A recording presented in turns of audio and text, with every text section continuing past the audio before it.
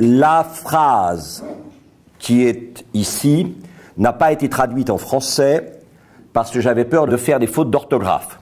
Je ne sais plus d'ailleurs si orthographe s'écrit PH ou F, ça n'est pas très grave. Et comme je ne voulais pas choisir entre Madame la secrétaire perpétuelle et Madame la ministre, j'ai décidé de garder ça en anglais. Je me permets simplement de vous indiquer qu'en 1453, à Constantinople, alors que les Ottomans faisaient le siège de la ville, des théologiens discutaient doctement du sexe des anges. Je ne suis pas sûr que nous n'en soyons pas là, mais ça c'est une autre histoire. Voilà. Et donc, Nikolai Oroussov, qui est le critique architectural du New York Times, a écrit donc dans le New York Times le 13 mai 2009 « La sérénité des meilleurs bâtiments de piano pourrait presque vous faire croire que nous vivons dans un monde civilisé. » Et je crois effectivement que, vous le savez, au 15e, 16e, à Florence, il y a eu un débat continuel entre les intellectuels de l'époque sur quel était le parangon de tous les arts, le plus grand de tous les arts. Et vous savez que ce débat, après avoir beaucoup hésité autour de la peinture et de la sculpture, a finalement décidé que le plus grand de tous les arts, c'était l'architecture, parce que c'est celui qui, d'une certaine manière, donne à voir l'habitabilité du monde par l'homme. Alors, quand on regarde la fiche de l'exposition, il y a deux choses que sur lesquelles je voulais insister. Premièrement, c'est la présence du mot « workshop ». C'est-à-dire, c'est pas un cabinet d'architecture, c'est pas un bureau d'architecture, c'est un atelier d'architecture. Et vous voyez, je pense que ici, Piano très probablement insiste sur le fait que peut-être le faire est ce qui nourrit le penser plutôt que le penser nourrit le faire. Et ça, je crois que c'est très très important pour lui. Cette idée que, au fond, il y a derrière tout grand architecte quelqu'un dont les mains ont un contact avec les matériaux, dont les yeux ont un contact avec les volumes, les formes, les lignes. Et ça, je crois que c'est extrêmement important. En particulier aussi dans la notion d'atelier, la notion de collectif, où Renzo Piano se présente plus comme un animateur, comme quelqu'un qui, je ne vais pas reprendre une distinction que je ne cesse de faire dans les entreprises, mais disons cette idée que repérer les talents, promouvoir les talents, combiner les talents, ce sont les trois grands exercices du leadership dans le domaine du recrutement. Et je pense que Piano est très très très convaincu de ça. Donc à la fois l'aspect, disons, matériel et l'aspect communautaire. Et ceci est probablement confirmé par le fait qu'il ne parle pas de architecture, mais il parle de building, c'est-à-dire le fait de construire, qui renvoie inévitablement au verbe allemand Bau. Et derrière Bau, vous avez Bauhaus, bien sûr. C'est-à-dire cette idée que le travail architectural de Piano s'inscrit dans une tradition à laquelle il rend hommage en choisissant comme nom de son cabinet d'architecture, comme nom de son atelier d'architecture, encore une fois, quelque chose qui renvoie à probablement une praxis plutôt que quelque chose de conceptuel. Vous le savez de toute façon, il vient d'une famille de bâtisseurs, c'est-à-dire qu'il appartient à une famille d'entrepreneurs en bâtiment, et bien qu'il ait eu une formation théorique à Florence, à Milan et à Paris, au Conservatoire des Arts et Métiers. Néanmoins, c'est quelqu'un qui a, encore une fois, une passion pour le métier. Sa thèse portait sur modulation et coordination modulaire. On reparlera de cette modularité tout à l'heure. Et c'est quelqu'un qui vraiment a cette sorte de passion du visible, du tactile, du matériau et de la manière dont l'architecture anime l'espace. Alors, son bureau est situé au nord-ouest de Gênes, sur la côte, en Ligurie, sur la côte méditerranéenne. C'est un Génois.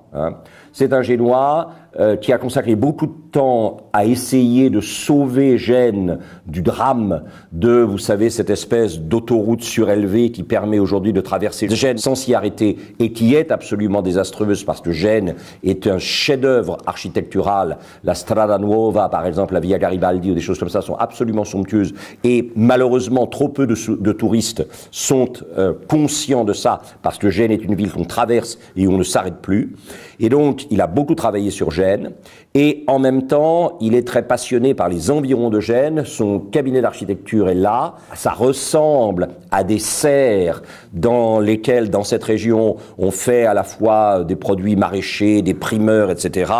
La vue est absolument somptueuse. L'endroit s'appelle Punta Nave, la pointe du bateau. Et quand vous regardez l'intérieur, ce qui caractérise évidemment tout de suite, c'est l'extraordinaire légèreté des matériaux, ça je crois que c'est très important, on va y revenir tout à l'heure, et puis alors ce culte absolu que Piano voue à la lumière. Hein, c'est clair que l'architecture, c'est quelque chose qu'on déploie autour de la lumière. Hein. Et même la nuit, par exemple, vous avez évidemment un travail sur le rapport entre la lumière intérieure et l'obscurité extérieure qui est fondamental. Il est né le 14 septembre 1937. C'est donc quelqu'un qui s'en va tout doucement, vous le voyez, vers ses 80 ans.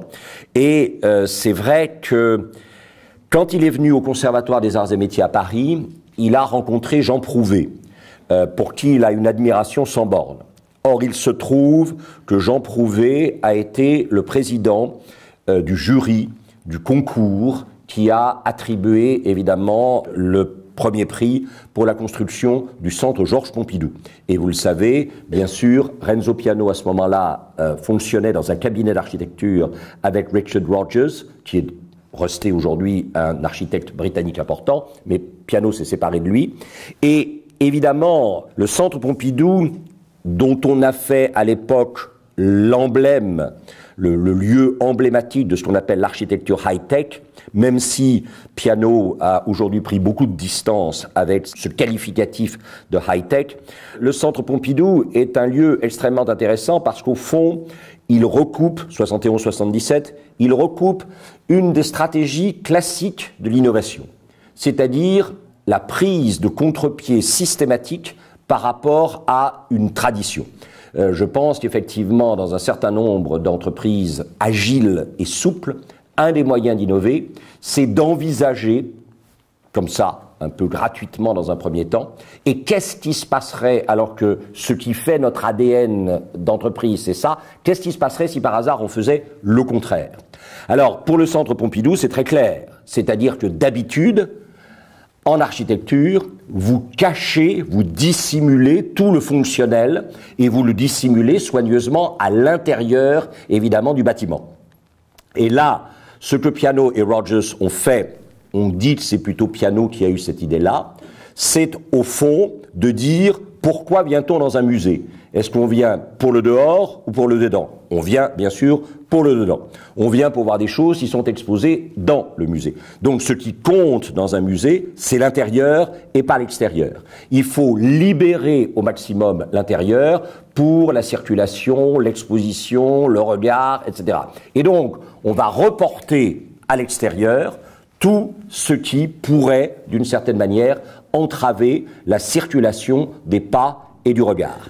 Alors évidemment, on ne pouvait pas faire ça au Louvre. Et d'ailleurs, Renzo Piano a bien dit, l'avantage du centre Pompidou, c'est que c'est probablement le premier musée à Paris, à part peut-être le musée d'art moderne de la ville de Paris au Trocadéro, mais c'est le premier musée de Paris qui est effectivement construit pour être un musée. Le Louvre n'a jamais été construit pour être un musée et les gens qui y travaillent comprennent ça de manière assez douloureuse à longueur d'année. Et donc, finalement, si vous voulez, cette prise de contre-pied systématique est quand même extrêmement intéressante puisque, encore une fois, là aussi, on associe généralement le musée avec quelque chose d'un peu gris, d'un peu cérébral. Et c'est vrai que non seulement il a rejeté tout le fonctionnel à l'extérieur, mais il a volontairement coloré ce fonctionnel avec un petit côté, évidemment, ludique. Hein, construction, je vous rappelle que le génie, comme disait Charles Baudelaire, c'est l'enfance retrouvée à volonté. Hein. Et donc, c'est vrai qu'il y a quelque chose dans toute innovation qui est toujours un peu de nature ludique. Hein. Et donc, ce que je trouve assez admirable, c'est comment Piano et Rogers ont réussi à briser le côté parallélépipède rectangle horizontal, en faisant apparaître évidemment cette ligne elle-même brisée, bien sûr, des escaliers, qui la nuit, évidemment, ajoute un élément de visibilité et d'irrégularité, à la fois par rapport à la verticalité quand même extrêmement marquée du monument, et encore une fois, par cette espèce d'orthogonalité, de côté parallélépipédique qui est vraiment la base, évidemment, du Centre Pompidou. Alors, l'autre bâtiment par lequel j'ai souhaité commencer, pour ceux d'entre vous qui connaissent bien Londres, c'est bien sûr la dernière contribution majeure de piano à la skyline de Londres, qui est The Shard, bien sûr, qui est situé sur la rive sud de la Tamise, pas très loin de Tower Bridge, comme vous pouvez le voir. Alors ça, c'est un des grands problèmes. Je ne vais pas me lancer là-dedans maintenant, mais je pense que vous êtes tous au courant. Comme nous ne voulons rien détruire à Paris, comme nous ne voulons rien casser, il est évident qu'il ne peut pas y avoir de nouveau qui va surgir. Ça, c'est clair. Notre Central Business District est pas plus central que vous et moi, c'est-à-dire c'est la Défense, c'est par essence la périphérie, dont vous savez, ça, je dois dire que Bernard Bled, qui était un grand bandit, mais aussi un homme remarquablement intelligent, m'avait dit, tant qu'il n'y aura pas une desserte rapide entre Roissy et la Défense, nous aurons un problème à la Défense. Et c'est clair. Vous ne pouvez pas espérer que des hommes d'affaires étrangers vont arriver à 8 heures le matin à Roissy et commencer par se mettre dans un taxi pendant 2h15 ou 2h30 pour arriver à la Défense compte tenu des encombrements, ou alors vont tenter de prendre ce que nos amis anglo-saxons appellent the stagecoach, c'est-à-dire la diligence, c'est-à-dire le RER B.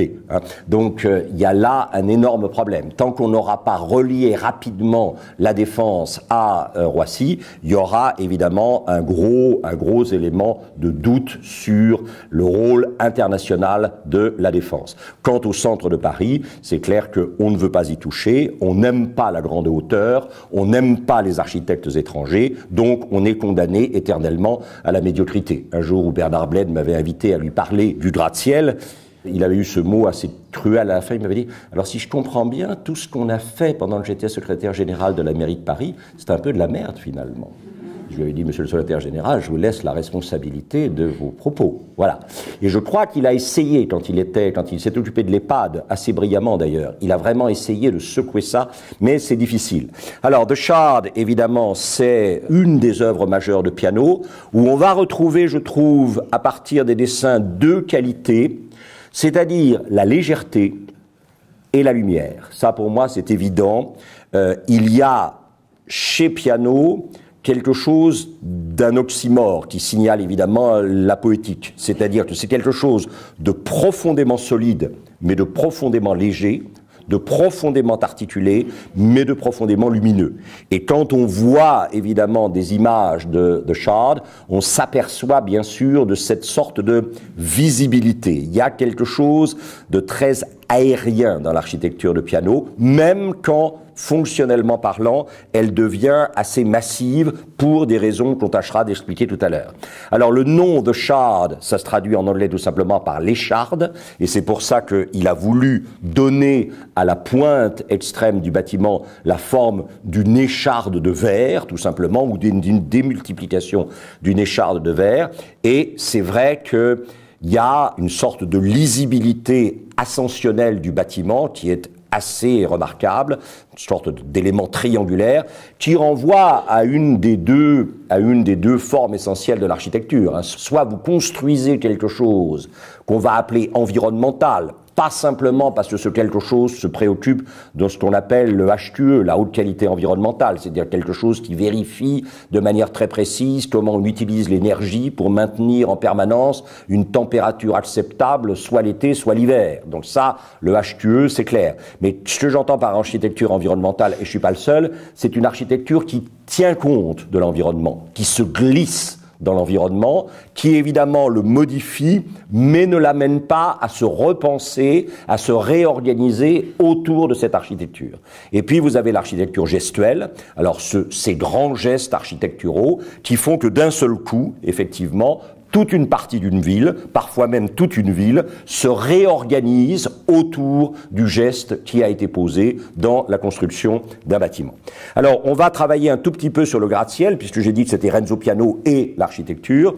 Le gratte-ciel commence pratiquement en 1871, ou du moins la réflexion sur le gratte-ciel commence en 1871, à l'occasion de ce qu'on appelle le Grand Feu de Chicago, qui va ravager le centre de Chicago, ce qu'on appelle aujourd'hui le Loop, de 8 au 10 octobre 1871.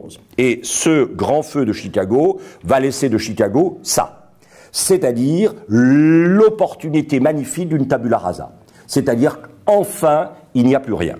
Vous voyez ce que je veux dire? Et ça, c'est le gros problème, évidemment, dans un certain nombre de villes européennes. C'est moins le problème à Dubaï, je ne vous le cache pas, et c'est moins le problème à Shanghai, pour des raisons qui est que si par hasard il y a des choses, on fait place nette. Bon.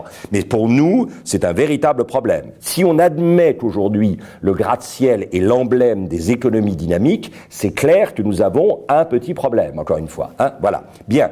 Donc, ici, dès que le Loop, enfin la partie centrale de Chicago, est dévastée par le feu, la grande question qui se pose, et c'est une question qui se pose aux autorités municipales, c'est une question qui se pose à l'État de l'Illinois, c'est une question qui se pose aux grands investisseurs d'immobilier, par exemple Potter Balmer. Qu'est-ce qu'on fait? Est-ce qu'on recommence de ce qu'on appelle de l'urban sprawl, c'est-à-dire est-ce qu'on recommence une croissance horizontale en tache d'huile, ou est-ce qu'on essaie une nouvelle manière de construire? Nouvelle manière de construire qui, comme très souvent, est le retour d'un ancien que tout le monde avait oublié. Hein. L'innovation est très souvent le retour d'un ancien auquel plus personne ne pense. Et cet ancien auquel plus personne ne pense, c'est la verticalité, c'est-à-dire la tour. Hein. Il y avait eu, il y a quelques années, de manière tout à fait étonnante, une exposition magnifique à Chicago. Et vous voyez, ça c'est l'âge, je ne vais plus me souvenir du nom de cette ville près de Sienne, où il y a ces tours aristocratiques effectivement très importantes. Mais voilà, merci. Donc très bien, la réponse est trouvée, on n'en parle plus. Et j'ai gardé précieusement le catalogue de cette exposition d'un photographe américain remarquable qui avait pris ces tours aristocratiques italiennes et un certain nombre de gratte-ciel de Chicago et qui les rapprochait sur la page. C'est clair qu'on n'avait pas construit vertical depuis le monde médiéval. Et d'un seul coup, on a recommencé effectivement à construire vertical. Alors pour construire vertical, il fallait plusieurs choses et ça c'est très important. Il fallait d'abord une chose absolue et fondamentale. En 1851, le prince Albert de Saxe-Cobourg-Gotha, le prince consort, l'époux de la reine Victoria, décide qu'il est temps que l'Angleterre mette en visibilité son statut de workshop and warehouse of the world, atelier et entrepôt du monde. Et c'est donc la première exposition universelle de 1851. Première exposition universelle de 1851, donc vous voyez ici le bâtiment. Le premier prix du concours sera attribué à un jardinier qui s'appelait Joseph Paxton, le jardinier du duc de Devonshire à Chatsworth, et qui se dit, mais au fond, qu'est-ce que c'est qu'on veut faire là? On veut que les gens voient de dehors ce qu'il y a dedans, et que les gens voient de dedans ce qu'il y a dehors. Qu'est-ce que c'est que ça? C'est une serre. Moi qui suis jardinier, je vois des serres toute la journée. Et donc, on va faire une immense serre. Et il gagne effectivement le premier prix. Là aussi, quand je passe mon temps à répéter en séminaire que l'innovation, c'est souvent simplement un changement d'échelle, encore faut-il y penser, vous avez ici un changement d'échelle classique. On part d'une petite serre de jardin, même si celles du duc de Devonshire sont assez proprinettes. Hein, mais ça devient effectivement un immense bâtiment. Très, très important.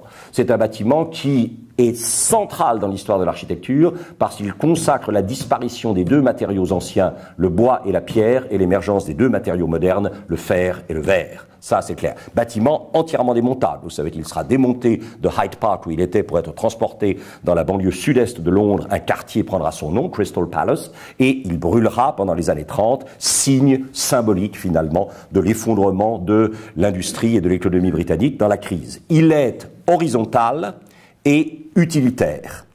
Or, pour faire un gratte-ciel, il faut de la verticalité, de l'utilitaire et du symbolique. Et c'est là où la naissance du gratte-ciel à Chicago est située entre deux bâtiments. D'un côté, le Crystal Palace, horizontal, utilitaire, et de l'autre, la Tour Eiffel, verticale et symbolique. Le gratte-ciel va utiliser systématiquement le fer et le verre, et il va être à la fois utilitaire et symbolique dans sa verticalité. Utilitaire parce qu'il va permettre d'éviter le urban sprawl et symbolique parce qu'il va représenter le schéma ascensionnel d'une réussite sociale d'un immigrant parti du trottoir de New York ou de Chicago et qui, en l'espace de quelques années, will make it to the top, c'est-à-dire réussira à arriver au sommet de l'échelle sociale.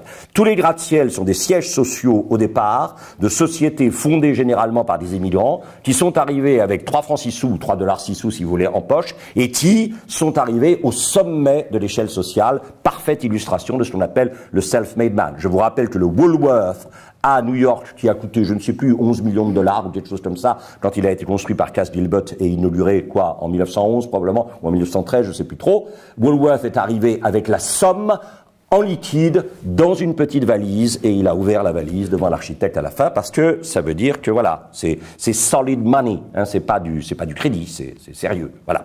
Et donc la Tour Eiffel est importante et est important évidemment ce monsieur qui s'appelle William le Baron Jenney. C'est un personnage extrêmement important qui va être formé à Paris, à l'école des Beaux-Arts.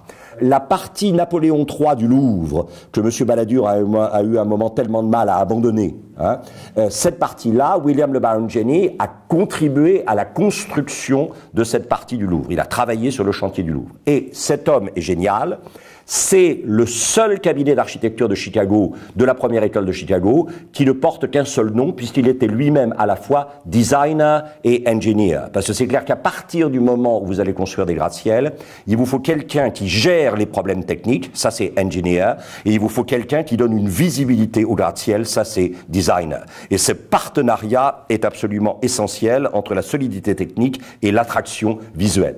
Le Home Insurance Building que vous voyez ici, et qui date de 1885, c'est-à-dire exactement 14 ans après le grand incendie de Chicago. Le Home Insurance Building est le premier bâtiment de l'histoire de l'architecture moderne à avoir utilisé la charpente métallique, inventée par William le Baron Jenney. La charpente métallique, c'est génial parce que vous n'avez pas besoin de chantier sur la rue. Vous mettez tout à l'intérieur et vous construisez la charpente depuis l'intérieur du bloc et ensuite vous habillez la charpente métallique à partir de l'intérieur. Donc vous n'avez plus besoin effectivement de chantier dans la rue. Il y a un problème, vous le sentez tout de suite, c'est que si vous demandez aux gens de monter et de descendre à longueur de journée, vous risquez l'infarctus. Donc il faut les aider à monter et à descendre. Pour ça, vous avez besoin d'un monsieur qui s'appelle Elisha Grave Otis, et c'est lui qui va inventer évidemment l'ascenseur. Si vous n'avez pas d'ascenseur, vous ne pouvez pas avoir de gratte-ciel véritablement, même si vous avez la charpente métallique. Et Otis, vous le savez, installera en 1857, c'est-à-dire effectivement 28 ans avant le Home Insurance Building, il installera le premier ascenseur pour personne, pour le public, dans ce bâtiment qui s'appelle le Howood Building, que je suppose certains d'entre vous qui s'intéressent à l'architecture connaissent. C'est un bâtiment qui est situé au 488-492 Broadway à New York, au coin de Broome Street. C'est un bâtiment qui a été réalisé par l'architecte John P. Gaynor en 1857, et c'est le premier ascenseur à destination du public, qui est dans ce bâtiment, qui n'est pas un bâtiment à charpente métallique, qui est un bâtiment de cast iron, c'est-à-dire de fonte. C'est-à-dire c'est un bâtiment qui est assemblé comme un kit sur catalogue. C'est-à-dire que vous achetez sur catalogue les pièces du kit, on vous les fait venir et vous les assemblez dans la rue, effectivement, et vous faites monter ensuite l'ascenseur à l'intérieur. D'où la naissance de 3 grands cabinets d'architecture à Chicago, en dehors de William le Baron Jenney, cabinets d'architecture qui vont rassembler, encore une fois, un ingénieur, ici William Holabird, à gauche, et un designer, Martin Roche, à droite. Ceux d'entre vous qui connaissent l'histoire de l'architecture contemporaine, l'arrière-petit-fils de Roche a encore un très très grand cabinet d'architecture qui a des choses absolument somptueuses sur Times Square à New York, qui s'appelle Roche et Dinkeloo, qui a fait des choses absolument somptueuses autour aussi, bien sûr, du bâtiment des Nations Unies. Et là, c'est la première école de Chicago. Alors quand vous emmenez des gens voir ça la première fois, il y a comme un choc. Je vous rappelle que ceci date de 1891, ce qui est quand même assez étonnant, et c'est évidemment le triomphe de l'école de Chicago, c'est-à-dire aucune ornementation, aucune décoration. L'ornementation et la décoration sont là pour déguiser ou pour cacher les erreurs de construction ou les fragilités de construction. Ici, vous avez cette idée que form follows function. On y reviendra tout à l'heure. La forme suit la fonction. C'est ce qu'on appelle le fonctionnalisme. Et l'ornementation, la décoration est de trop. Adolf Loos, qui est le grand architecte fonctionnaliste autrichien exactement à la même période, dira une fois pour toutes, je ne sais pas le dire en allemand, donc je vais le dire en anglais, ornamentation is shit. L'ornementation, c'est de la merde. Hein. C'est-à-dire que l'ornementation, c'est ce qu'on rajoute quand le bâtiment n'a pas la force suffisante pour tenir de lui-même, à la fois techniquement et visuellement, sous le regard. Hein. Voilà. Alors, je ne vais pas vous amuser, certains d'entre vous qui sont venus avec moi à Chicago savent qu'il y a tout un moment musical là-dessus, mais on va passer. Hein. Ensuite, un autre cabinet, Burnham, Daniel Burnham à gauche et John Wellborn Root à droite, l'ingénieur, personnage extrêmement brillant, qui mourra d'épuisement dans la construction des bâtiments de la première école de Chicago. Ceux d'entre vous qui sont venus avec moi, vous reconnaissez The Rookery qui est situé tout près, c'est le bâtiment le plus proche pratiquement du Chicago Board of Trade, l'endroit où sont fixés sur la Salle Street les prix des céréales pour le monde entier. Et alors, l'avantage du Rookery, c'est que son lobby a été refait environ 10 ans après son ouverture, 1888, somptueux lobby, qui est dû, évidemment, à l'œil d'un petit architecte mineur qui s'appelle Frank Lloyd Wright, je crois. Voilà. Et je vous rappelle que le Flatiron, le Fuller Building, à New York, date de 1902. C'est-à-dire pratiquement une génération après le début de la première école de Chicago. Et donc vous voyez que les gens qui vous disent que le gratte-ciel est né à New York racontent n'importe quoi. Ça, c'est vraiment l'aberration mentale. Le gratte-ciel est né à Chicago. Et c'est Daniel Burnham, de Burnham et Root, qui a été invité à réaliser le premier gratte-ciel à New York. Parce qu'au bout de 15 ans, New York s'est dit, bon, ça a l'air de prendre là-bas, on va peut-être passer pour plouc. Et effectivement, ils commençaient à passer pour plouc. Hein. Et donc, effectivement, ils ont réalisé. Avec, vous voyez toujours, pas de chantier à l'extérieur, la charpente métallique et l'habillage à partir de l'intérieur de panneaux ici de terracotta. Et puis alors finalement, vous avez le couple absolu, le couple idéal, Denmark Adler à droite, l'ingénieur, Louis Sullivan, le plus grand designer de l'école de Chicago, et vous avez ici, bien sûr, le Chicago Stock Exchange Building, 1894, dont il ne reste rien, sauf évidemment le grand porche d'entrée qui est aujourd'hui conservé à l'Art Institute entre le bâtiment ancien et le bâtiment nouveau de l'Art Institute qui est dû, devinez à qui, Renzo Piano, bien sûr. Alors cet arc, cette grande arche romane en plein cintre, c'est évidemment la signature du maître de Sullivan, le premier grand architecte américain Henry Hobson Richardson, et Sullivan passera cette grande arche en plein cintre comme lieu d'entrée à son disciple favori, c'est-à-dire Frank Lloyd Wright. Si vous connaissez les bâtiments de Frank Lloyd Wright, ceux qui sont venus avec moi en pèlerinage pendant 15 jours ou 3 semaines aux États-Unis à la recherche de tous les moindres bâtiments de Frank Lloyd Wright qui traînent dans les coins de Wisconsin et ailleurs, c'est clair que l'arc en plein cintre, c'est vraiment le signe de l'entrée dans l'architecture. Et vous le savez, c'est en 1895, à l'âge de 28 ans, que Frank est arrivé dans le bureau d'architecture de Adler et Sullivan. Il a sonné à la porte et à partir de ce moment-là, Sullivan est devenu son Lehrmeister, son cher maître. Il a été le disciple favori, même si ensuite ils se sont un tout petit peu disputés, si je puis dire. Il faut savoir qu'à la fin de la vie de Sullivan, quand Sullivan était devenu complètement inconnu, que plus personne ne lui commandait rien, la seule personne qui a continué à l'aider financièrement régulièrement, c'est Wright, ce qui est très beau. Alors là, c'est l'idée qu'en 1896, Louis Sullivan, que vous voyez ici, va écrire le premier texte théorique sur le gratte-ciel. Ce texte théorique s'appelle The Tall Office Building Artistically Considered, le grand immeuble de bureau considéré comme une œuvre d'art. C'est un texte absolument somptueux et fondamental. C'est là que se trouve la grande formule Form follows function. La forme suit la fonction. Et pour Sullivan, quand un bâtiment remplit parfaitement sa fonction, il ne peut être que beau. Tout le reste qu'on rajoute, c'est de l'ordre du joli et pas du beau. Hein. Et là, pour Sullivan, la définition, la différence entre le pretty et le beautiful est très claire. Hein. Ça, il y a pretty, si vous êtes là-dedans, ben, tant pis, c'est pas grave. Voilà. Alors, cette première école de Chicago, vraiment considérée comme la première grande école de l'architecture moderne, elle va inévitablement attirer des gens. et en particulier quelqu'un que vous reconnaissez immédiatement si vous vous intéressez à l'architecture, et si vous êtes évidemment dans des cercles qui s'intéressent à l'architecture, vous allez simplement utiliser la première partie du nom de ce monsieur, vous allez dire simplement Mies. Il s'agit de Mies van der Rohe, bien sûr, l'un des deux grands professeurs d'architecture du Bauhaus avec Walter Gropius. Ce sont des gens qui vont anticiper la dissolution du Bauhaus par les nazis. Gropius, vous le savez, est fasciné par l'aspect technologique, le MIT, et il va donc partir pour Boston et s'installer à Cambridge, et il fera construire près de Cambridge, dans le Massachusetts, pas très loin de Lexington, de Concord, de tous ces coins-là, il fera construire une maison qu'on visite aujourd'hui, qui est un lieu absolument fabuleux. Mais Mies, lui, est convaincu que plus encore que la technologie du MIT, c'est véritablement la vision de l'école de Chicago qui est importante pour lui. Et donc, quand il quitte l'Allemagne, il vient s'installer à Chicago. Et il va préparer, à partir de la première école de Chicago, le surgissement de ce qu'on appelle la deuxième école de Chicago, qui normalement aurait dû pouvoir se déployer à la fin des années 30, mais qui ne se déploiera qu'à la fin des années 40 à cause de la guerre, et qui donnera naissance à ce qu'on appelle le style moderniste international, dont nous allons parler dans un instant. Vous avez ici un des bâtiments fondamentaux de ce qu'on appelle the IIT, the Illinois Institute of Technology, que vous pouvez visiter quand vous êtes à Chicago. C'est absolument magnifique si vous vous intéressez à ce type d'architecture.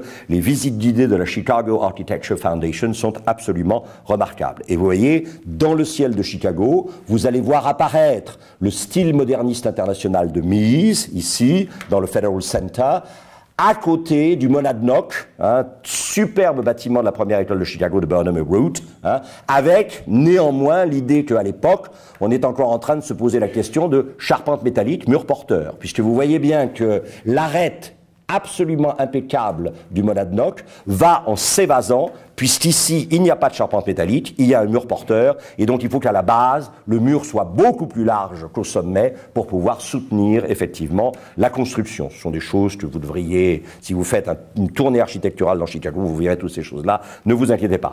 Et le triomphe du modernisme international, c'est Park Avenue, bien sûr, c'est ce qu'on appelle le Seagram Building, le chef-d'œuvre total de Mies, absolue perfection, c'est-à-dire less is more, moins c'est plus, bien sûr. God is in the detail, Dieu est dans les détails, et vous avez ce parallélépipède rectangle sur pattes absolument parfait, dans des couleurs qui sont des couleurs sombres, inévitablement, bronze ou noir, et déjà, tout de suite, la vérification de l'intuition fabuleuse de Mies dans son article de Frühlicht en 1916, où il dit « Ce qui fera le visage original de la ville moderne, ce sera le reflet des gratte-ciel les uns dans les autres. » Et ça, si vous avez visité des villes ou des villes à skyline importantes, parce qu'il en faut beaucoup, évidemment. Il ne faut pas un petit gratte-ciel par-ci. La tour Montparnasse, elle peut se refléter dans rien. Donc finalement, même si elle n'était pas aussi moche qu'elle est, ça serait, effectivement, il n'y aurait rien dans quoi se refléter. Mais ce qui fait la somptuosité des villes américaines, c'est que vous ne savez jamais, au hasard des croisements et des rues, qu'est-ce qui est de l'ordre du bâtiment réel, qu'est-ce qui est de l'ordre du bâtiment mis en image de manière onirique par un autre bâtiment. Alors, cette rigueur de la construction, cette rigueur de l'orthogonalité, évidemment, elle est le fruit du travail de Mies avec son collaborateur préféré, le personnage que vous voyez à droite, qui s'appelle Philip Johnson.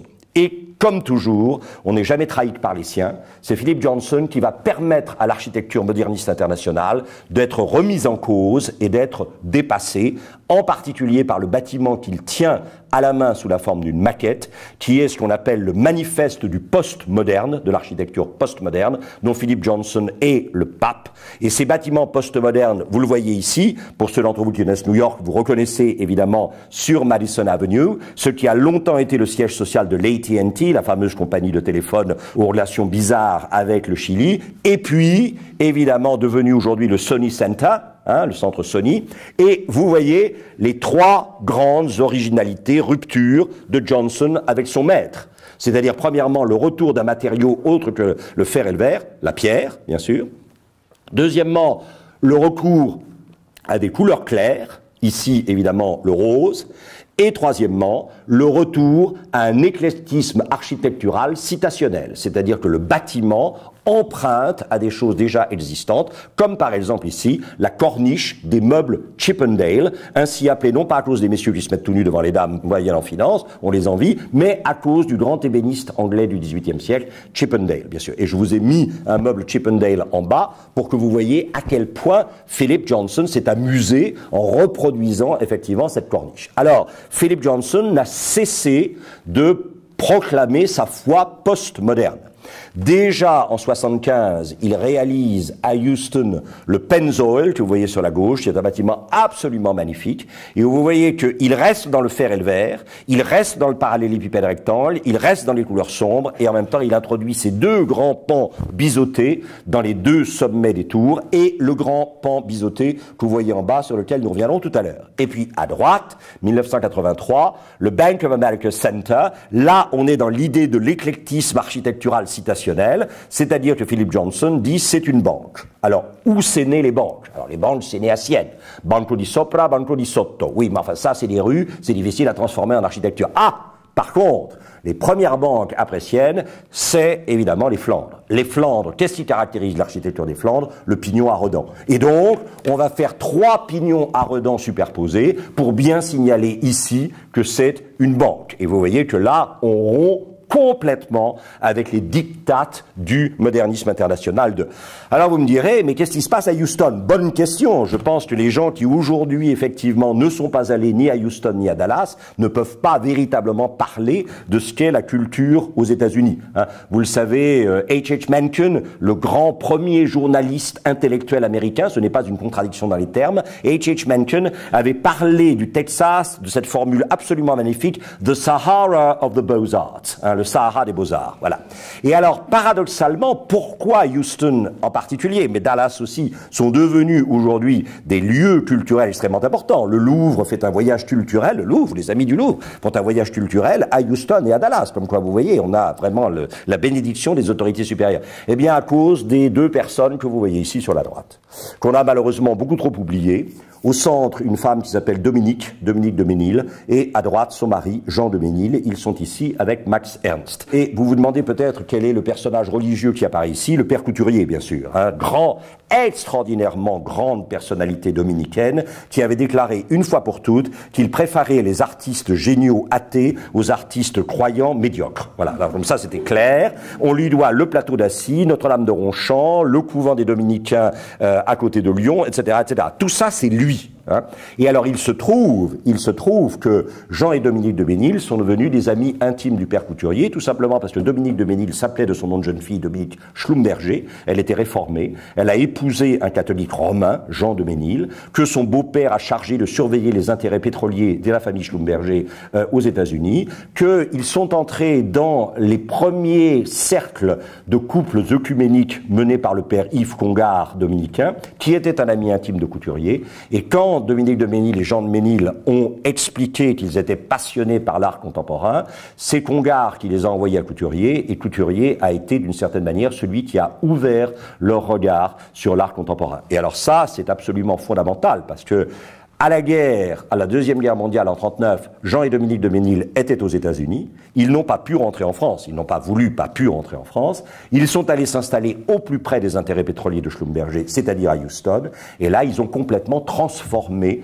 la ville de Houston. C'est-à-dire qu'ils ont fait venir Philip Johnson, qu'ils avaient rencontré à New York, et ils lui ont fait construire leur maison. Du coup, tous les maisons du magnat du pétrole américain, qui étaient des châteaux français ou italiens en plus grand, hein, sont apparus véritablement comme le comble de la plouquerie. Et il a fallu effectivement reconstruire des maisons qu'on a fait construire par Philip Johnson. Mais peut-être, évidemment, la chose la plus extraordinaire qu'ont fait les Dominiques, c'est ça. C'est quand ils ont demandé à Philip Johnson de leur construire cette chapelle multidénominationnelle, c'est-à-dire que tous les groupes religieux peuvent y avoir accès et y prier. Ce plan d'eau, ce bassin, au milieu duquel vous avez l'obélisque brisé de Barnett Newman, un des personnages les plus importants de l'expressionnisme abstrait, ami intime de Rothko, de Pollock, etc. Et alors, évidemment, à l'intérieur, vous avez, je ne sais pas si vous êtes jamais rentré là-dedans, mais c'est tombé évidemment d'émotion et de beauté, puisqu'ils ont demandé à Mark Rothko de décorer d'une série de triptyques absolument époustouflants la chapelle multidénominationnelle, dite chapelle de Ménil à Houston, qui est un endroit superbe. Alors, à cela s'ajoute tout un tas de petites choses. Une petite chapelle qui se trouvait mal dans la Turquie de l'Est, avec de superbes mosaïques byzantines. On a tout démonté pierre par pierre, on a tout reconstruit à Houston. Il fallait un campus à confier aux jésuites, on a copié le campus de Jefferson à Charlottesville et on a demandé effectivement à Philip Johnson de s'en occuper. Il fallait pouvoir mettre les néons de Dan Flavin quelque part. On a récupéré un immense supermarché en gare dans lequel on a mis les néons de Dan Flavin. Et puis on avait une énorme collection de tableaux. On en avait donné une grande partie au Centre Pompidou, mais il en restait beaucoup. Alors on a convoqué Renzo Piano pour faire le bâtiment de la collection de Ménil, qui est un des endroits les plus fascinants à Houston, où vous retrouvez deux caractéristiques de Piano, c'est-à-dire l'extrême solidité, le côté presque un peu fortifié. Un musée, c'est à la fois un coffre-fort, puisqu'on y détient des toiles de valeur, et en même temps, ce qui importe, ce n'est pas qu'on puisse regarder du musée vers le dehors, c'est qu'on puisse effectivement regarder à l'intérieur du musée. Donc, au moins sur les façades qui donnent sur les rues, les musées de Piano sont généralement relativement opaques, alors qu'ils sont ouverts sur les jardins et sur l'intérieur. Il y a un côté, effectivement, toujours, me semble-t-il, à la fois très géométrique, très léger, très japonisant, ces pianos. On y reviendra tout à l'heure. Et puis alors, évidemment, le jour où on a décidé qu'il y avait vraiment trop de tableaux de Cy Twombly dans la collection et qu'il faudrait faire une galerie spéciale pour Cy Twombly, on a reconvoqué Renzo Piano qui est revenu et qui a refait une galerie spéciale pour Cy Twombly, en plus du musée effectivement, de Ménil, en plus de la chapelle multidénominationnelle, de la petite chapelle avec les mosaïques byzantines venues, le campus et le Dan Flavin. C'est absolument fabuleux. Je veux dire, la présence des deux Ménil à Houston, ils ont complètement changé le visage de la ville. Et la ville de Houston a une adoration pour les deux Ménil dont on parle pratiquement pas en France. Mais c'est pas grave.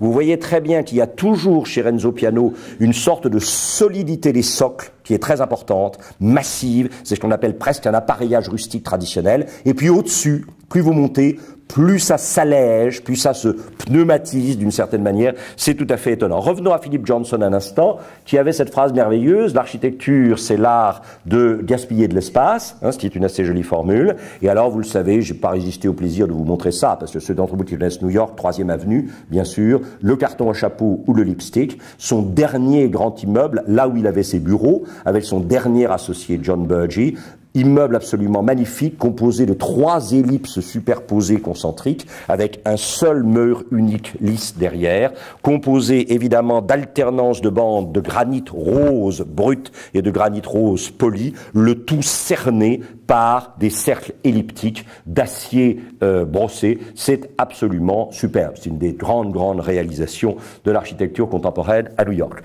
Alors voilà, ce modèle, c'est ça. Il est déjà attaqué par le postmodernisme. Il va être attaqué alors brutalement pendant les 15-20 dernières années par effectivement ceux qu'on appelle les déconstructionnistes. C'est-à-dire ceux qui vont faire sauter le parallélépipède rectangle. Et ici, vous avez évidemment ce qu'on appelle la flèche, le Century Spire, dans la Century City, au sud-est de Manille. C'est un ensemble résidentiel immobilier qui ne sera terminé qu'en 2018 et qui a été réalisé par l'un des papes de l'architecture déconstructionniste, Daniel Libeskind, que probablement vous connaissez si vous êtes allé évidemment à Berlin, puisque c'est lui qui est l'auteur du musée juif. C'est lui que la mairie avait chargé, mais depuis ils se sont disputés à mort, de reconstituer l'espace du World Trade Center après le 11 septembre. C'est lui, s'il y a des gens qui connaissent bien le nord de l'Angleterre, c'est lui qui, à Manchester, a réalisé l'antenne nord du Imperial War Museum, qui est un bâtiment absolument somptueux. Et l'idée, bien sûr, c'est de faire éclater là aussi le parallélépipède rectangle et en particulier ici de donner l'impression que le parallélépipède rectangle dans sa partie supérieure c'est comme l'éclatement de gerbes qui semblent se séparer bien sûr au lieu de se réunir. Et alors un des papes évidemment du mouvement déconstructionniste c'est notre petit camarade Frank Gehry. Puisque vous avez à gauche les fameux appartements résidentiels de Lakeshore Drive de Miss Van der Rohe à Chicago, qui sont des appartements absolument magnifiques, qui ont une vue sur le lac Michigan fantastique. Et vous le voyez, le grand problème de Frank Gehry, c'est que les bâtiments stables, ça l'emmerde. Et donc, pourquoi laisser un parallélépipède rectangle debout, alors qu'on pourrait montrer un parallélépipède rectangle en mouvement ? hein. Et là, vous avez effectivement le siège social de l'entreprise Ustra à Hanovre, en Allemagne, construit entre 1995 et 2001, et vous avez véritablement l'impression que le bâtiment bouge, qu'il se tord sur lui-même, hein. Et ça, c'est très important parce que ça veut dire qu'on n'est plus là avec la calculette, on est dans une composition assistée par ordinateur. C'est-à-dire ce genre de bâtiment n'est possible qu'à partir, bien sûr, du digital et de l'ordinateur. Et alors, vous le savez, moi j'aime beaucoup Frank Gage, vous verrez tout à l'heure, il y a des choses quand même. On se dit, est-ce qu'il fallait aller jusque-là? On est là, on est en plein gestuel, hein. Là, on n'est vraiment pas dans l'environnemental. C'est-à-dire que le seul but de Gehry, c'est que vous ignoriez tous les autres bâtiments, excepté les siens, si vous voyez ce que je veux dire. Ça, c'est clair, hein.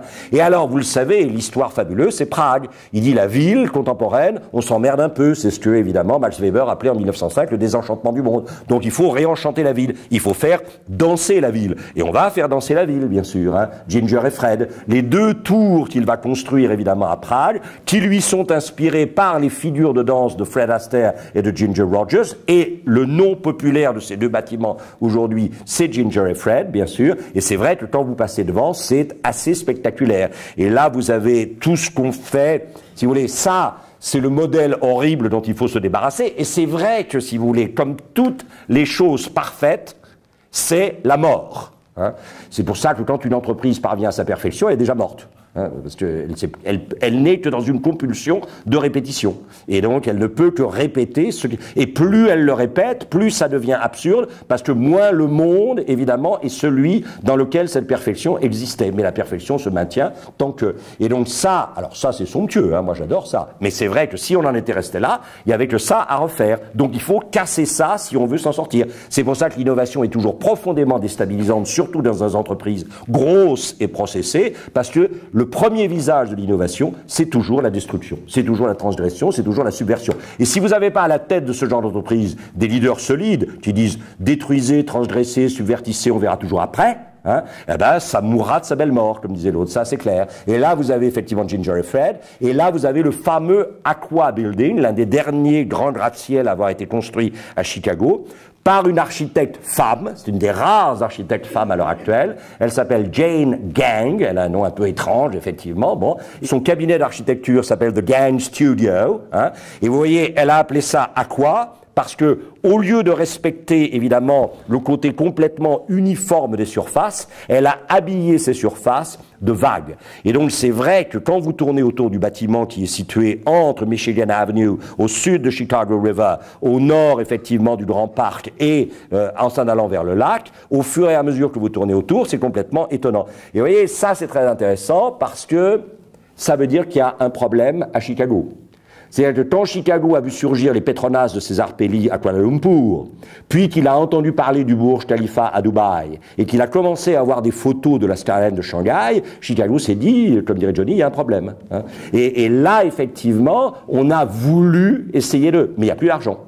Donc on a fait des projets absolument somptueux. Jane Gang, celle qui a fait la Aquata, c'est elle qui a réalisé effectivement ce projet à gauche de la Chicago Spire, de la flèche de Chicago, que je trouve très beau, mais moins beau et moins spectaculaire quand même que l'extraordinaire projet de Santiago Calatrava, hein, qui était un projet magnifique, mais qui ne sera jamais fait.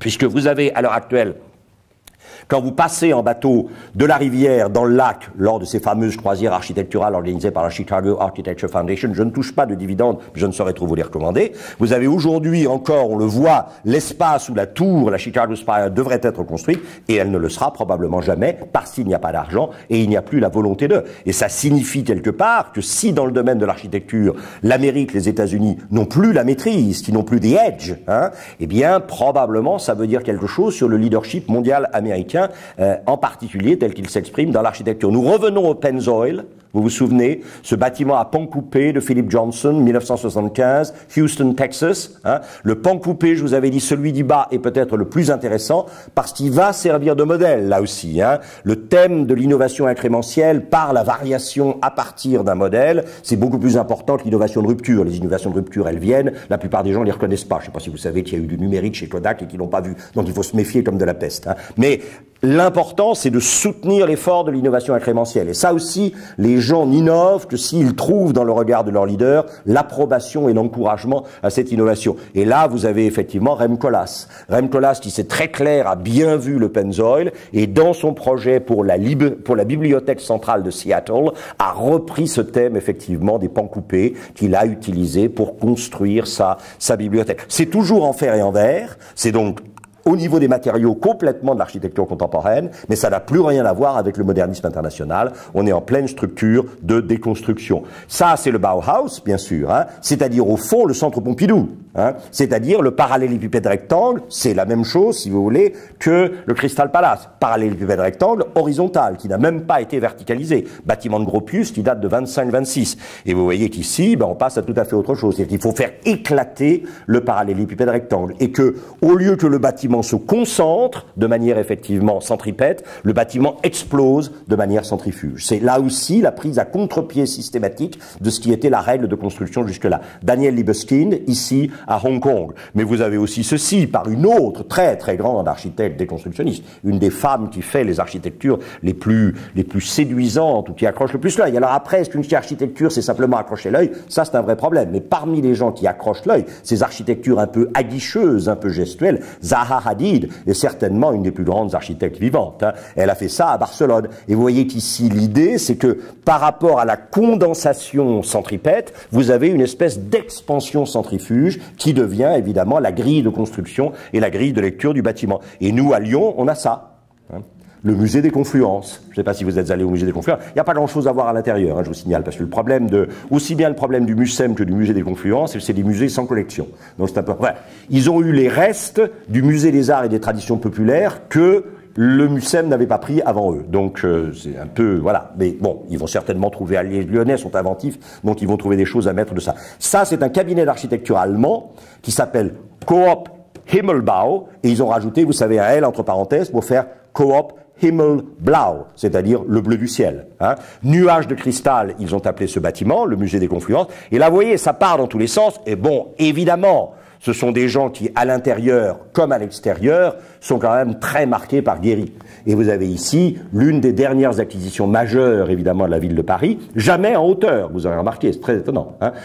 Alors là, on peut dire beaucoup de choses sur Bernard Arnault, mais c'est vrai que là, il a eu l'intuition d'aller chercher quelqu'un qui était capable de faire un geste architectural assez spectaculaire. Il s'agit donc bien sûr de la Fondation Vuitton à l'Orée du Bois de Boulogne, que vous voyez ici en maquette par Franck Guéry, que vous voyez ici en réalité la nuit, dont vous apercevez l'intérieur ici, intérieur très beau qui se présente sous la forme évidemment presque de pots successives qu'on écarte par le regard et par la marche avant l'entrée. Et puis alors, il faut bien dire quand même qu'il y a une très grande chose chez Guéry, on peut lui reprocher des tas de choses, vous allez voir que dans une minute on va avoir des choses un peu étonnantes, mais il a quand même un sens absolument fabuleux de la manière dont il fait jouer la lumière sur les matériaux. Je ne sais pas si vous êtes allé à Bilbao, mais si vous êtes allé à Bilbao, l'avantage de Bilbao, si vous dites peut-être qu'on va faire un foutre à Bilbao une fois qu'on aura vu le Guggenheim. Il y a des tas de choses à faire, si vous avez besoin d'adresse, je vous en donnerai, il y a un très beau musée des Beaux-Arts, il y a plein de constructions Art Nouveau, superbe. Mais il faut être au Guggenheim le matin, au lever du soleil, il faut y être à midi, il faut y être en fin d'après-midi, il faut y être à la nuit. Parce que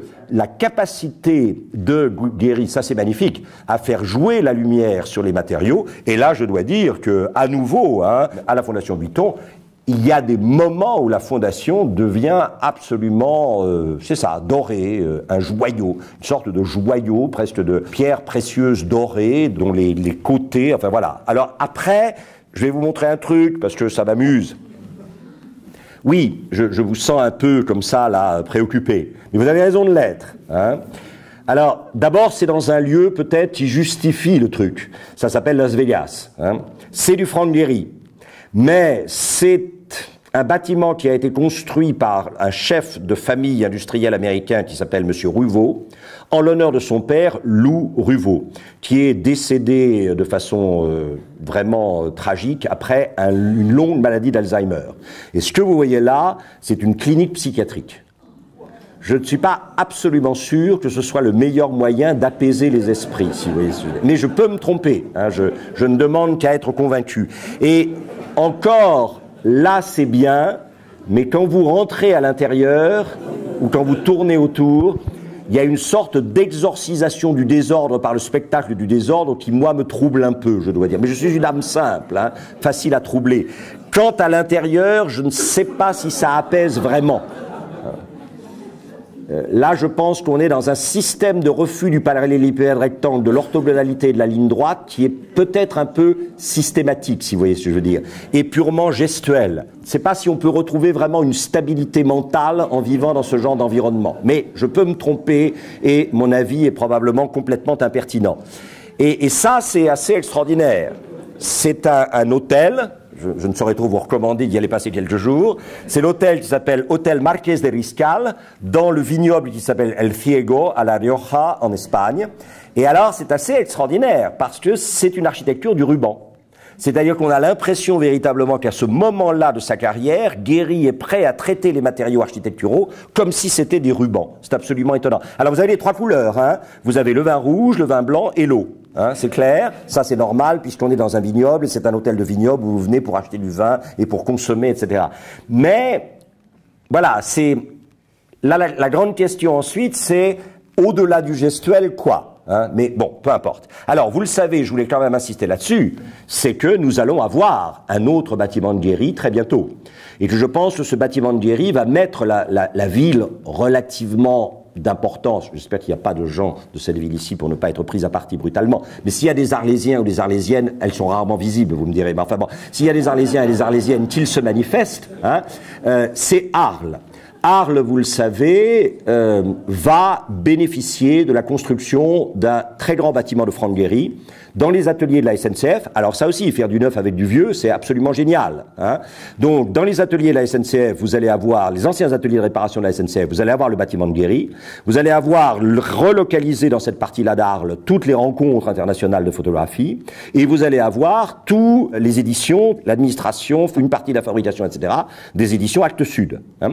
Et évidemment, pourquoi ce bâtiment? Parce que vous avez la chance d'avoir la très riche héritière des laboratoires pharmaceutiques Hoffmann, qui a une superbe collection d'art contemporain, qui a décidé, 1, de donner cette collection d'art contemporain à Arles, 2, de payer le bâtiment construit par Franck Gehry où cette collection sera présentée. Et vous avez ici à droite Franck Gehry, bien sûr, et derrière lui, Maya Hoffmann. Et alors vous voyez qu'évidemment, là, on est dans le déconstructionnisme, puisque vous avez à droite la maquette du bâtiment. Ce que vous avez vu tout à l'heure, c'est une photo, évidemment, d'une image de synthèse, et vous avez à gauche le modèle. Alors, c'est là où je voudrais rendre hommage à deux personnes qui sont des amis très très chers, et qui sont effectivement Jean-Paul Capitani et Françoise Nyssen, puisque Jean-Paul et François sont à l'origine de ça. C'est-à-dire que vraiment, si vous voulez, s'il n'y avait pas ces deux personnages-là, et c'est, bon, Jean-Paul et François m'ont donné le droit de le dire, mais pour moi c'est tellement émouvant, c'est tout ce projet de construction, tout ce projet de faire vivre, tout ce projet de montrer des choses, d'inviter des choses, de faire circuler, ne dépend qu'une seule chose, c'est du suicide de leur fils à l'âge de 18 ans, Antoine. Bon, c'est vraiment absolument bouleversant. Ils ont décidé de construire à l'endroit où leurs vies ont été littéralement éventrées par la disparition volontaire de ce garçon, qui est un garçon très brillant, probablement trop brillant. Et voilà, et c'est des gens absolument merveilleux. En plus, Jean-Paul a pris la décision de traduire les 3 énormes volumes de la correspondance de Van Gogh, édité par le musée Van Gogh à Amsterdam. Et en échange, le musée Van Gogh, un peu affolé par le geste, parce que c'est vrai qu'ils n'en vendent pas 10 volumes tous les jours, si vous voyez ce que je veux dire, hein. Mais ils ont fait une édition abrégée, Dieu merci, qui elle se vend bien, mais les 3 gros volumes avec les dessins, enfin avec la reproduction des dessins originaux, c'est absolument étonnant. Et du coup, le musée Van Gogh a décidé de leur prêter tous les ans, autour d'un thème, tous les ans. Tous les ans, à Arles, maintenant, vous avez une exposition temporaire Van Gogh tous les étés, avec 4-5 tableaux majeurs autour d'un thème, une dizaine de tableaux moins importants et une vingtaine, trentaine de dessins. Donc tous les étés, vous avez dans un hôtel, dans un étage d'un hôtel particulier qui a été refait par la mairie, vous avez la possibilité de voir un nombre assez important d'œuvres de Van Gogh, puisque, comme le dit toujours Jean-Paul, c'est à Arles que Vincent est devenu Vincent, véritablement. Donc il était, pour lui, c'était anormal qu'il n'y ait pas de... Alors revenons à Renzo Piano, hein, avec quand même l'idée que peut-être certains d'entre vous ne savent pas que Renzo Piano fait du HLM. Et il fait du HLM rue de Meaux, dans le 19e, à Paris. Ça peut être l'occasion d'une promenade, hein. Et ces HLM, les voilà, hein. Alors toujours ces façades un peu austères sur la rue, hein. Et il a dû, évidemment, batailler ferme parce qu'on voulait que la rue que vous voyez là passe, évidemment, continue à l'intérieur de l'ensemble du HLM qu'on lui avait commandé, et il a dit non, je ne veux pas de la rue contournera, on ne pourra pas rentrer en voiture, et on va remplacer tout l'espace central qu'aurait occupé la rue par de la végétation. Et vous allez voir que c'est assez étonnant. Le bâtiment est fait, encore une fois assez austère, de plaques de béton qui sont légèrement décollées par rapport aux murs porteurs de manière à permettre une circulation, évidemment, de l'air pour l'hygiène. Ces plaques de béton, comme vous le voyez, sont peintes et elles sont reliées les uns aux autres par un système métallique extrêmement solide et impressionnant. Mais ce qui est très beau, évidemment, c'est la constitution de l'espace naturel privilégié à l'intérieur, bien sûr, de la définition par les bâtiments en rectangle qui sont autour d'eux. Et en particulier ça. Je trouve d'ailleurs personnellement que le choix, je ne sais pas du tout qui est-ce qui a choisi les bouleaux, mais je trouve que les bouleaux, avec leur écorce un peu argentée et leur finesse, créent évidemment une sorte de dessin un peu hasardeux devant la rigueur des architectures de piano, qui est quand même tout à fait étonnant. Transportons-nous maintenant dans un autre endroit, transportons-nous dans ce qui est le contraire des HLM de la rue de Meaux, c'est-à-dire le siège social d'Hermès à Tokyo. Et là, il faut quand même aussi rendre hommage à quelqu'un, qui est Jean-Louis Dumas. Jean-Louis Dumas, qui a quand même porté cette maison véritablement, qui a mené cette maison à l'échelle du monde, et qui en plus, quand il a compris qu'il y avait entre le Japon et Hermès quelque chose d'absolument essentiel pour le développement de la maison, il a décidé véritablement de créer un siège social particulièrement visible, particulièrement signifiant, et il a fait donc appel à Renzo Piano. Renzo Piano qui, évidemment, avait déjà une petite réputation au Japon, c'est le moins qu'on puisse dire, à cause de la réalisation du terminal international de l'aéroport Kansai d'Osaka entre 88 et 94, et c'est donc lui qui, en réfléchissant à la juxtaposition de deux carrés suspendus, développés évidemment à l'échelle nécessaire pour la façade sur la rue, a réalisé à 44,55 mètres de haut, ces deux façades étonnantes, elles-mêmes composées de 13 000 blocs de verre, de 45 cm sur 45, dont des carrés, qui sont évidemment de la part de Renzo Piano, pour un créateur à la fois de luxe et d'art français, un hommage à un autre créateur français, Pierre Charot, qui a réalisé ce qu'on appelle la Maison de Verre entre 1928 et 1932, située à moins de 10 minutes à pied, je pense, de cette maison ici, puisqu'il est situé au 31 de la rue Saint-Guillaume, près d'une institution où probablement certains d'entre vous enseignent et d'autres ont dû passer quelques années à user leur fond de culotte ou de robe. Voilà.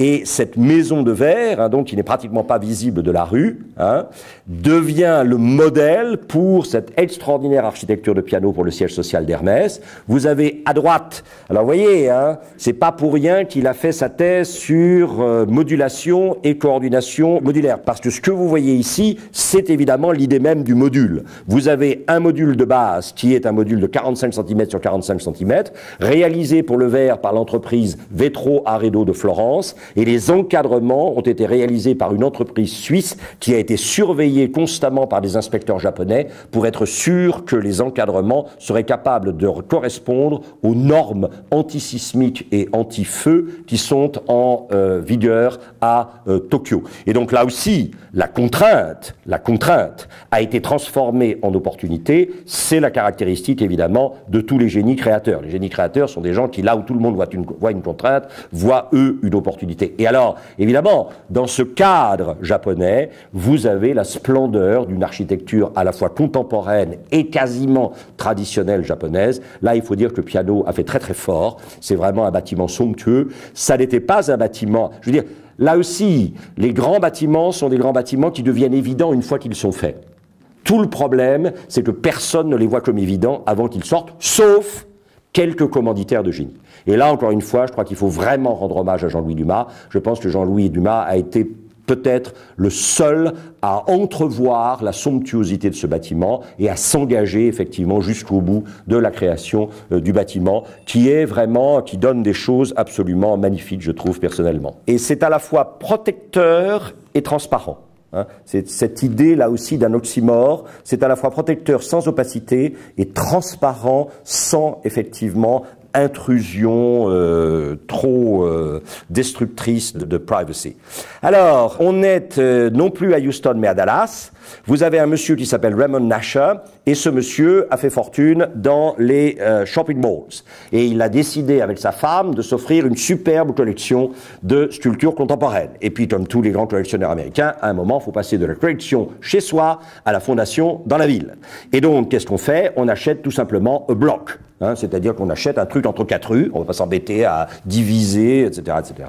Il y avait un parking, on supprime le parking, et on convoque Renzo Piano pour la construction, Peter Walker pour les jardins, et on leur fait réaliser la fondation Raymond Nasher, qui est un musée absolument magnifique de sculpture contemporaine. Vous voyez toujours fermeté, solidité et légèreté. Ça, c'est vraiment l'oxymore et la caractéristique de l'architecture de Piano. L'oxymore étant par essence une figure poétique. Une légèreté solide et une solidité légère. Derrière, un bâtiment absolument somptueux, vous ne pouvez pas résister au plaisir quand même de vous en parler, c'est peut-être le chef-d'œuvre de Yeomin Pai, celui qui a fait à la fois, vous le savez, la pyramide du Louvre et qui a fait le siège social d'EDF sur la dalle à la Défense. Magnifique, parallélépipède rectangle, fer et verre, couleur très misienne, vert, pâle, écran à nuages, c'est absolument somptueux le passage des nuages à la surface des bâtiments, c'est vraiment magnifique. On surmonte tout ça d'un grand triangle et, le plus extraordinaire, sur les deux côtés en opposition symétrique,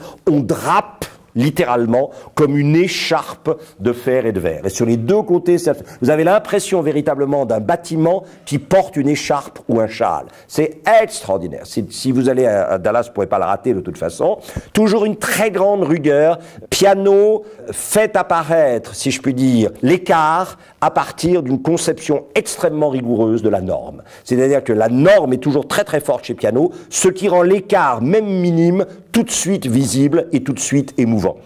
Grande qualité de lumière et d'espace intérieur pour les musées. C'est quelqu'un qui a fait un nombre de musées absolument impressionnants parce qu'il a vraiment un talent pour ça. Et toujours la nouveauté technique.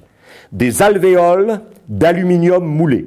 Ces alvéoles d'aluminium moulé qui constituent le toit vont permettre à la fois de préserver la lumière en empêchant par ailleurs l'entrée en force du soleil et la chaleur trop forte dans l'été dans le musée. Et à l'intérieur, donc, ça reste parfaitement visible avec le mobile de Calder qui pend sur la gauche, mais en même temps, c'est protégé de l'irruption directe de la lumière du soleil dans les grilles et donc de la chaleur en été. Très beau jardin de Peter Walker, d'où l'idée qui est toujours centrale chez Piano d'une circulation entre le dedans et le dehors. Pas entre le dedans du musée et la rue, mais entre le dedans du musée et le jardin du musée. Et là, vous avez véritablement quelqu'un, ça c'est la grande caractéristique de Piano, vous savez, la vieille définition latine, la différence entre l'artiste évidemment discret et l'artiste hystérique. Ars est artem celare, l'art c'est de cacher l'art, ars est artem demonstrare, l'art c'est de montrer l'art. Piano est complètement dans le ars est artem celare, l'art c'est de cacher l'art. C'est-à-dire que vous rentrez dans un bâtiment de Piano et en principe vous ne voyez rien. Mais dès que vous commencez à regarder, alors vous apercevez que c'est fait de façon absolument somptueuse, y compris évidemment ça, qui est d'une rigueur absolument étonnante, avec ces deux grands rectangles de chaque côté redoublés, et puis tout d'un coup la croissance organique avec les arbres, et puis cette seule ligne courbe qui est le jet d'eau qui retombe et qui est absolument magnifique, d'autant plus magnifique qu'il est un écart par rapport à une norme qui est parfaitement maîtrisée. Vous le savez, après l'assassinat du leader kanak Jean-Marie Djibaou le 4 mai 1989, l'État français a confié à Renzo Piano la réalisation d'un centre culturel Jean-Marie Djibaou, chargé, ce centre culturel, évidemment, de représenter et de défendre la culture kanak. Et évidemment, ceci a été réalisé en Nouvelle-Calédonie sur des dessins de Piano. Alors, Piano continue à dessiner à la main. Et dès qu'il a terminé ses dessins à la main, il les passe aux équipes qui les mettent à l'ordinateur pour travailler évidemment sur le quantitatif et le chiffré. Vous le savez, le centre Jean-Marie Djibaou est constitué de 3 unités semblables juxtaposées, 3 structures avec une grande structure centrale plus haute et 2 structures latérales plus petites. Dans la première structure, vous avez les espaces publics et les expositions. Dans la deuxième structure, vous avez l'auditorium, les médiathèques et salles de réunion. Dans la troisième structure, l'administration et l'enseignement. Voilà a une des salles, évidemment, de la partie musée et une des salles de la partie documentation et enseignement, la salle de lecture. C'est somptueux, hein. Et alors, vous voyez évidemment que ce qui, là aussi, caractérise Piano, c'est cette espèce d'attention extrêmement vigilante et respectueuse pour son environnement. À partir du moment où on lui demande un centre culturel en l'honneur de la culture kanak, il regarde quel est le travail artisanal le plus essentiel des Kanaks, c'est la vannerie, c'est la construction sur modèle de vannerie, et donc il va suggérer comme plan, un plan qui respecte finalement ces grandes montées verticales et ensuite ces superpositions d'éléments horizontaux qui ressemblent évidemment à de la vannerie. Il est capable, c'est ça qui est très difficile, c'est que il n'a pas une architecture répétitive. Il a une architecture qui continuellement essaie de dialoguer avec la nature et avec la culture qui lui commande cette architecture. Ici, le centre culturel Paul Klee, près de Berne, en Suisse. Vous savez que Klee a laissé à la Confédération helvétique une collection absolument fabuleuse, dont on va voir une partie à Pompidou bientôt, et que cette collection fabuleuse était sous-exposée dans le musée des Beaux-Arts de Berne, qui n'en demandait pas tant. Et donc on a fini par construire effectivement un admirable, je ne sais pas si vous avez visité ça, mais c'est somptueux, ça vaut le coup d'aller passer la journée, quoique avec l'Iria, c'est pas très facile à faire dans la journée, mais c'est quand même magnifique, hein. Et alors, vous voyez, on lui a dit qu'il y avait des contraintes, effectivement, il n'avait pas le droit de dépasser une certaine hauteur, hein, et là aussi la contrainte va être transformée en opportunité, cette espèce d'architecture ondulatoire absolument magnifique. Vous voyez, c'est toujours ça chez lui. Vous voyez ici, alors évidemment la photo a été peut-être organisée, ça m'est égal, mais c'est pas grave. Et vous voyez les Kanaks qui sont en train de construire évidemment une maison,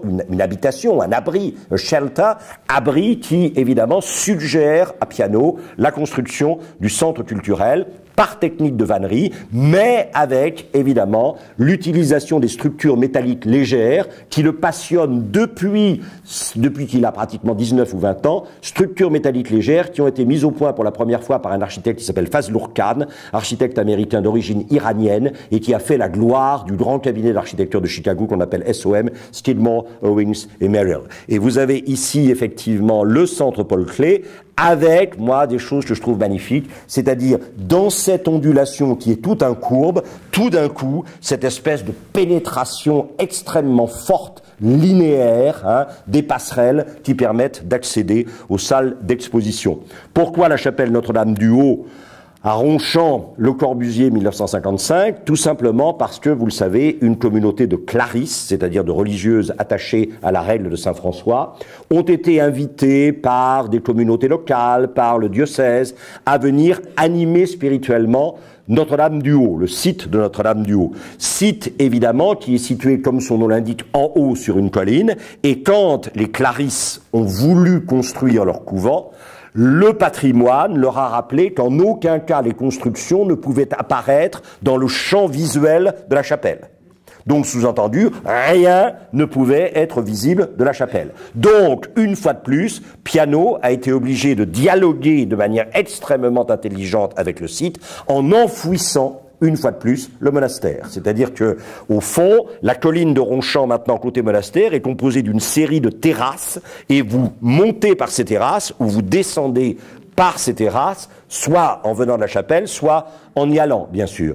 Toujours une très grande rigueur dans les ondulations très souples des collines, très grande rigueur verticale, allusion évidente à l'espace japonais avec les cloisons et les rectangles juxtaposés, chapelle des sœurs, salle à manger des hôtes, et puis autre chapelle pour le public, dans lequel vous voyez que la lumière vient d'en haut. Vous voyez ici les ombres, très probablement, des 3 barres métalliques qui doivent tenir, évidemment, la fenêtre au-dessus de ce puits de lumière. Et ça, c'est très émouvant, puisque ceux d'entre vous qui connaissent Notre-Dame-du-Haut, vous savez que Le Corbusier avait prévu de manière très dramatique et très visuelle un éclairage zénithal qui fait tomber la lumière directement sur, évidemment, l'autel et le célébrant. Et donc, c'est clair qu'ici, Renzo Piano, non seulement dompte la question du fait que le couvent ne doit pas être visible au-dessus d'une certaine hauteur, mais il est constamment en dialogue avec Le Corbusier et en hommage rendu à Le Corbusier.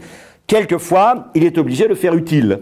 Par exemple, évidemment, c'est difficile de refuser la commande d'un centre régional de la Banque populaire italienne basé à Lodi, que vous voyez ici, qui est magnifique. Et alors là, quand il s'agit de montrer qu'une banque, c'est pas forcément fait pour être ouverte à tous les vents et que tout le monde puisse y entrer comme dans un moulin, eh bien, il fait effectivement des choses qui sont assez austères, assez presque chambre forte, d'une certaine manière, hein, et toujours, néanmoins, avec une fragmentation. C'est-à-dire que vous avez une dialectique de l'unité et de la fragmentation. Et ça, il adore ça. Pour ceux d'entre vous qui connaissent la Cité internationale de Lyon, c'est très grande réalisation en bâtiment collectif. Et vous avez, il arrive admirablement, encore une fois, à créer cette espèce de sujet contre sujet, un contrepoint entre d'un côté l'uniformité et de l'autre la rupture, la continuité et la rupture. Il fait ça absolument magnifiquement. Et alors, quand il est obligé de faire quelque chose d'un peu massif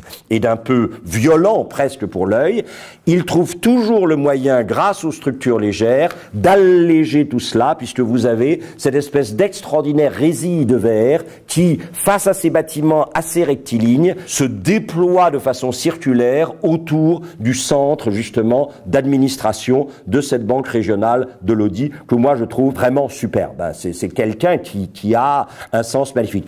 Annexe du Kimball, le grand musée de Fort Worth créé par Louis Kahn, auquel il rend hommage, bâtiment supplémentaire de l'Art Institute de Chicago, et pour terminer avec les musées, évidemment, un musée européen. Ernest Beyeler décide un jour qu'il va sortir les tableaux qu'il veut donner pour une fondation de sa maison de Bâle près de la cathédrale.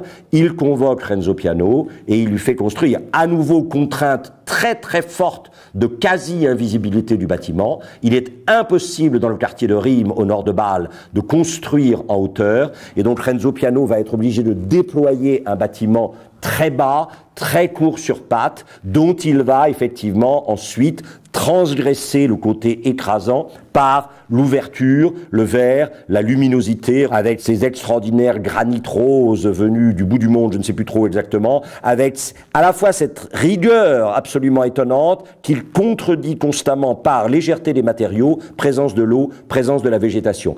Tout étant fait pour vous attirer irrésistiblement vers la rencontre avec les œuvres d'art à l'intérieur. Là aussi, ça, je trouve ça, il y a un sens des lignes qui est vraiment absolument magnifique. Et alors, à l'intérieur, c'est superbe, parce que vous avez évidemment, quand vous avez la chance d'avoir quelques Giacometti mineurs comme ça, et que vous avez évidemment à présent à l'esprit l'extraordinaire sculpture de Giacometti qui s'appelle La Place, où vous avez ces personnalités qui marchent, qui semblent converger les unes vers les autres sans jamais se rejoindre, c'est extraordinaire. Mais plus fort, peut-être pas plus fort, parce que c'est une question stupide de dire plus fort, ça vient bien de moi, ça. Mais ça, c'est extraordinaire. Ça, 73 avenue des Gobelins. Jérôme Sédou achète Pathé et découvre tout d'un coup que dans l'achat de Pathé, il a hérité d'un stock absolument fabuleux de cinéma muet qui sont les archives du cinéma muet français.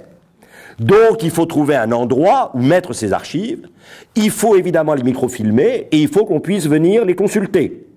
De préférence à l'endroit où est le bâtiment où elles ont été trouvées. Et donc, Piano, au 73 de l'avenue des Gobelins, va insérer une espèce de gros dinosaure ou de gros lombric qui dépasse un peu. Ça me rappelle irrésistiblement le toit de la Casa Batlló de Gaudi sur le Passeig de Gracia à Barcelone, mais c'est étonnant, cette espèce de chose qui se tasse là entre les... C'est vraiment fabuleux. Il faut être sacrément inventif pour arriver à faire un truc comme ça, surtout quand vous vous souvenez d'autres... Ce qui est extraordinaire chez Piano, c'est la versatilité. Et c'est quelqu'un dont la cohérence apparaît toujours dans la qualité des matériaux, dans ces grands oxymores de visibilité, protection, légèreté, solidité, etc., qu'on retrouve partout chez lui. Vous voyez, alors en plus, ça c'est la vue d'en haut. Et alors, vous vous dites comment ça peut être à l'intérieur. À l'intérieur, c'est génial. C'est absolument extraordinaire. Vous avez à nouveau le sentiment comme un tout petit peu dans la Casa Batlló de Gaudi, le sentiment d'être à l'intérieur, si vous voulez, des vertèbres du dinosaure. C'est comme si vous aviez un gros dinosaure qui était là tassé entre les bâtiments, et voilà. Et alors la dernière contribution, évidemment, de Renzo Piano au paysage parisien, c'est le nouveau palais de justice, dont vous devez probablement, peut-être sans le savoir, parce que vous avez d'autres choses à penser, dont vous devez voir le chantier à chaque fois que vous passez sur le périphérique nord. Bâtiment dont vous voyez immédiatement qu'il va rassembler les deux éléments de The Smart City, c'est-à-dire évidemment la présence du numérique et du digital, et en même temps la présence de la nature, puisque chacun des éléments en retrait dégage un espace pour, évidemment, la plantation. Alors, je ne sais pas si on regrettera l'ancien palais de justice, il y a toujours des esprits ronchons qui vont le regretter. Toutes ces choses-là, certaines très intéressantes, d'autres un peu farfelines, mais c'est marrant, peuvent être vues aujourd'hui au pavillon de l'Arsenal, puisque c'est le pavillon de l'Arsenal qui présente les projets que Madame Anne Hidalgo, la maire de Paris, a souhaité pour réinventer Paris. Et donc, ce n'est pas vraiment un concours architectural, c'est une sorte de pool d'idées, de suggestions. Et tous ces projets ont été vus à la mairie de Paris. Et ensuite, Madame Hidalgo a souhaité que ces projets soient présentés conjointement au pavillon de l'Arsenal jusque vers le 8-9 mai. Donc, n'hésitez pas. Et vous verrez là, bien sûr, les dessins préparatoires de Renzo Piano pour le palais de justice. Et là, je suis désolé, vous me direz que je vois le mal partout, mais c'est clair que ça, pour moi, c'est ça. C'est-à-dire le Panch Mahal, bien sûr, de Fatehpur Sikri, une des plus somptueuses réalisations architecture et urbanistiques du monde, l'œuvre de cet homme transcendant que fut l'empereur Akbar. Et le Panch Mahal, vous savez, c'était cette série de terrasses successivement en retrait, dans lequel les différentes épouses de l'empereur, derrière des moucharabiés qui ont aujourd'hui disparu, pouvaient évidemment garder un œil sur les activités militaires, politiques, diplomatiques qui se passaient dans la cour de la grande cour d'honneur de Fatehpur Sikri, entre les appartements de l'empereur et la salle d'audience privée, le Diwasi Khan. Et là, vous avez effectivement le plan de Renzo Piano. Moi, je crois que ça va être un bâtiment absolument superbe. Évidemment, pour le moment, à l'état de chantier, les gens se sont répandus un peu partout dans les médias pour dire quelle horreur, mais ça, bon, c'est normal, d'une certaine façon. Mais ça m'a l'air absolument magnifique, avec une insistance très très forte, encore plus que d'habitude, sur la luminosité et la transparence, puisque c'est un palais de justice et que la qualité principale de la justice, c'est bien sûr la transparence, à condition qu'elle en ait les moyens, comme chacun sait. Et évidemment, vous avez ici, il y aura, à mon avis, des points de vue aussi somptueux et magnifiques que celui-ci. Je vous remercie de votre attention.